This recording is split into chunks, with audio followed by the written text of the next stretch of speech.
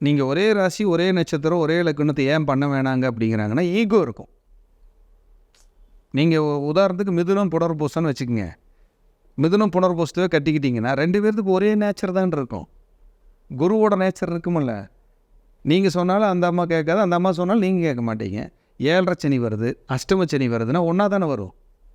ஒரு 7.5 தாங்க முடியாது, இன்னொரு 7.5 சனி வந்தால் சரி தசா புத்திகள் ஒன்றா தான் வரும். அப்போ உங்கள் லக்னத்துக்கு அவங்க லக்னத்துக்கு அந்த தசை ஒரே தசை, குரு தசை வருதுன்னு வச்சுக்குவோம், இல்லை சனி தசை வருதுன்னு வச்சுக்குவோம். அந்த ஒரே தசை வரும்போது உங்கள் லக்னத்துக்கு அவங்க லக்னத்துக்கு அவங்க யோகரா இல்லை பாவியாக இருந்துடுறாங்க. 19 வருஷத்தை எப்படி சார் கடத்துவீங்க? கடத்த முடியாது. அதனால் ஒரே திசை ஒரே ராசி ஒரே நட்சத்திரத்தில் திருமணம் பண்ணி வச்சிங்கன்னா போராட்டம் இருக்கும். ஆனால் பொருத்தம் பார்த்தீங்கன்னா 9 பொருத்தம் வந்துடும், 10 பொருத்தமெல்லாம் வந்துடும், 10க்கு 10 இருக்கும்பாங்க. எது யோக ராசி, எது நல்ல நட்சத்திரங்கள். 6 நட்சத்திரம் எப்போவுமே பொருந்தாதுங்க. 27 நட்சத்திரத்தை எடுத்துட்டிங்கன்னா ஒரு நட்சத்திரத்துக்கு 6 நட்சத்திரம் எப்போவுமே பொருந்தாது.